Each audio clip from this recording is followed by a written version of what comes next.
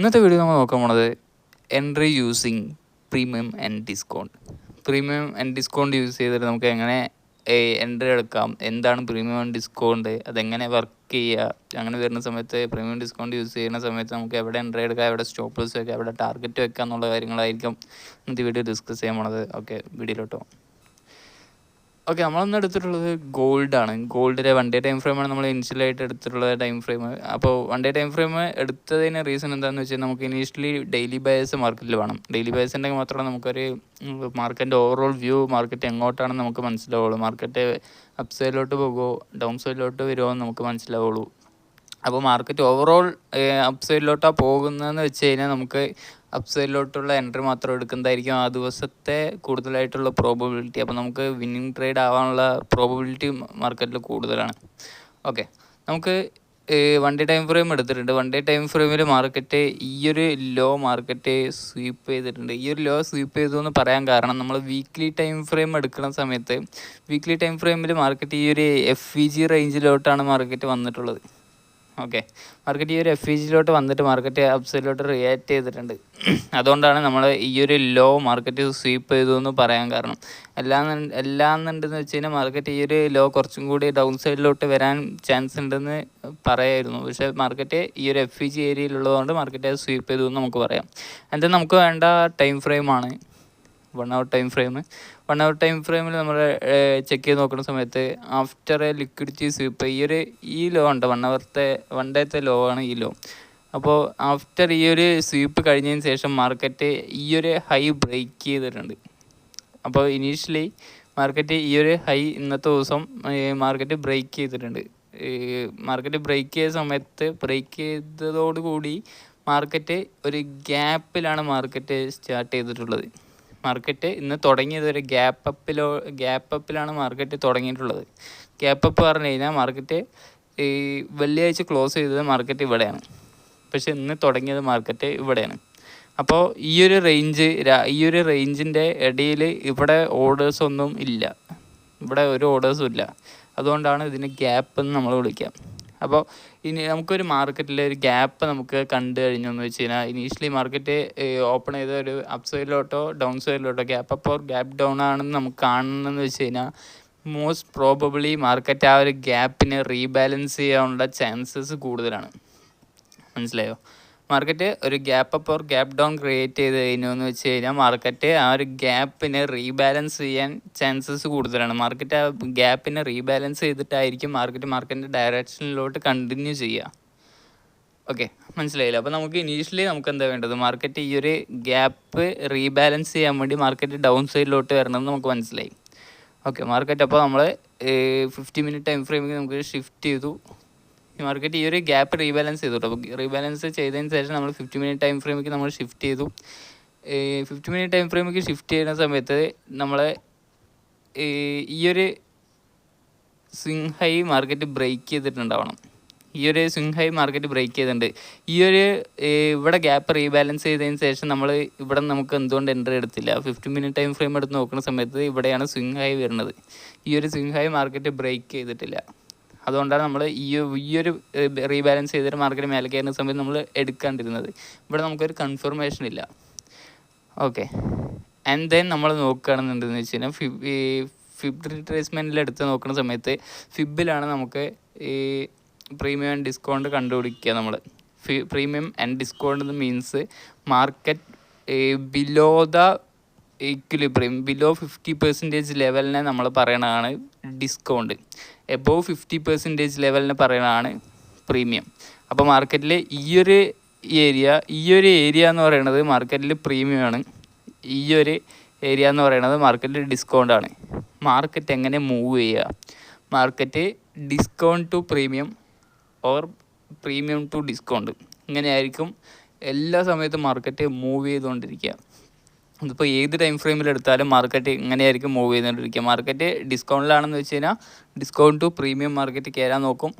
അതേപോലെ പ്രീമിയത്തിലാണെന്നുണ്ടെന്ന് വെച്ച് കഴിഞ്ഞാൽ പ്രീമിയം ടു ഡിസ്കൗണ്ട് മാർക്കറ്റ് വരാൻ നോക്കും. ഇങ്ങനെയാണ് മാർക്കറ്റ് മൂവ് ചെയ്തുകൊണ്ടിരിക്കുന്നത്.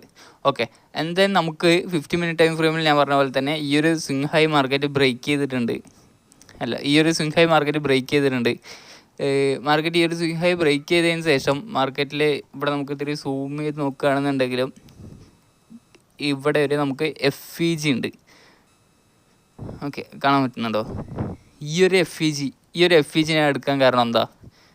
എന്തുകൊണ്ട് ഞാൻ ഈ ഒരു FEG എടുത്തില്ല? ഈ ഒരു FEG എന്തുകൊണ്ട് എടുത്തില്ല? ഈ ഒരു FEG എന്തുകൊണ്ട് ഞാൻ മാർക്ക് ചെയ്യാൻ കാരണം എന്ന് വെച്ച് കഴിഞ്ഞാൽ മാർക്കറ്റിൽ പ്രീമിയം ആൻഡ് ഡിസ്കൗണ്ട് നമ്മൾ നോക്കുന്ന സമയത്ത് ഈ ഒരു ലോ ടു ഈ ഒരു ഹൈ, ബോഡി ടു ബോഡി അല്ല, ബോഡി ടു ബോഡി നമ്മൾ മാർക്കറ്റിൽ എൻട്രി എടുക്കുന്ന സമയത്താണ് നമ്മൾ ബോഡി ടു ബോഡി നമ്മൾക്ക് മാർക്ക് ചെയ്യാം.